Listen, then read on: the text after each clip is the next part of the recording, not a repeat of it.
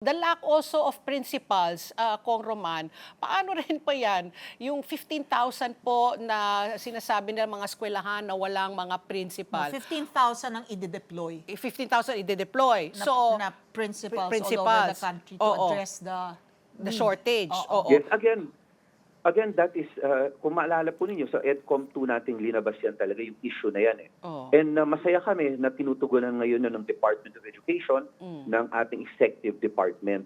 But again, sa akin maganda na in-acknowledge yung problema and that they are now moving towards hiring principals. Kasi, again, that cannot also happen overnight.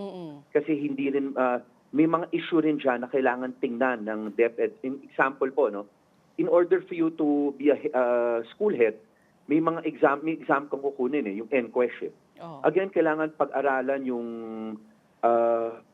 laman ng NQuest na yan. Kasi there was a time, halos walang pumapasa. Oo. And then, nung in-adjust nila yan, Oo. parang ang taas naman, I mean, yung jump was a significant yung jump from the previous passing rates. Ano? So, again, hindi rin natin pwedeng sabihin lang sa DepEd, 15,000, mag-hire na kayo in the next 2 months.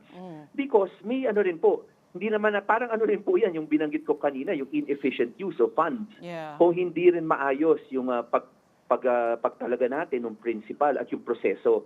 Pero masaya rin ako ngayon kasi po, right now po, maraming local governments that have taken also a lead since a year ago, 2 years ago, ginagawa na po nila, may training na rin po yung mga school heads eh. Oo. Kasi importante rin po yung parang sa abogado po yan, parang sa yung continuing legal education, Yan. Oo. meron talagang upskilling. Refresher course. Yeah. Oo. Yes, Oo. meron na rin tayong NAEAP ngayon, di ba? We passed a law about last Congress, yung NAEAP, Mm. which hopefully gumawa na rin ng programa. Kasi ang hirap po mag-transition from being a teacher to biglang naging principal Principal ka, ka no? na, Or, kasi syempre yung scope of responsibilities napakalawak bigla Oo. Admin work Di ba? eh. So, Oo. kailangan talaga, yes. Nako. Pero ngayon po, nangyayari na rin po yan. Local governments have, in fact, taken the lead on this. Marami akong alam na local governments na sila po, ginagawa na rin po nila ng paraan yan. Ang ginagawa po nila, Oo.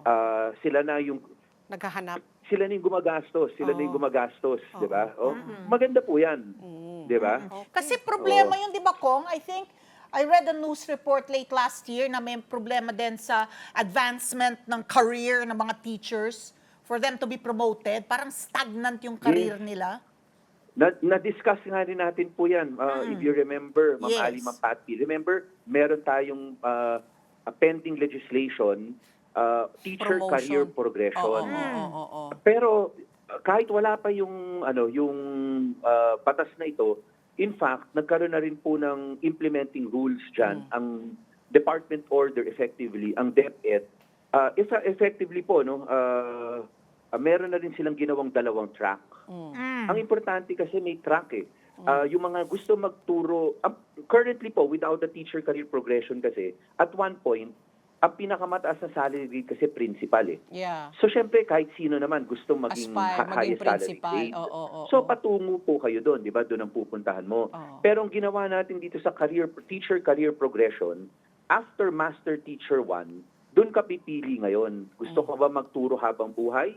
O gusto ko ba maging admin track Admin. ako? Yung hanggang school principal. Pero regardless of the track that you will choose, yung highest salary grade ng principal, binigay na rin po natin sa highest, sa Master Teacher 4, yung highest Pareho teacher na. level naman. Oo. Yes. Same. Kung alam mo, worried ako dun sa historically mababa ang passing rate para dun sa National Qualifying Examination for School Heads. Does it Yes. speak of the quality of Not teachers that we necessarily. have? That is why- Bakit mababa ang passing rate? Not necessarily, Ma'am Ali. That is why sinabi ko nga, despite the fact na nag-announce na ng 15,000, additional 15,000 principals to be hired, magandang move na po yun. Pero again, let us also give the executive department, the DepEd, some space. Kasi importante naman po tama yung proseso. And one process is yung NQuest. Yung binanggit po ninyo, yung acronym niya is NQuest. Baka mamaya kasi yung NQuest, kailangan i-revisit yon, tingnan kung fair ba siya o hindi fair. Oo, yung kalidad ng exam. kalidad ng Kung exam. talagang nasusukat Yes. ng maayos. Oo. Dapat Baka tingnan muna sobrang natin yun dali, kasi- Kasanayan. Yes. Or sobrang dali, or Kung sobrang dali, di hirap. madaming papasa. Oo, or sobrang hirap Or na walang unreasonable. papasa. Ha? For the simple, hindi po unreasonable in the sense na na hindi naman natetest yung kinakailangan na competency ng isang Correct. school head. Oo, Correct. oo, oo, oo. 'Di ba? Baka Dapat mamaya hindi specialized. hindi yun yung natetest talaga niya. Let's get together. Sunday 25. Sunday 25.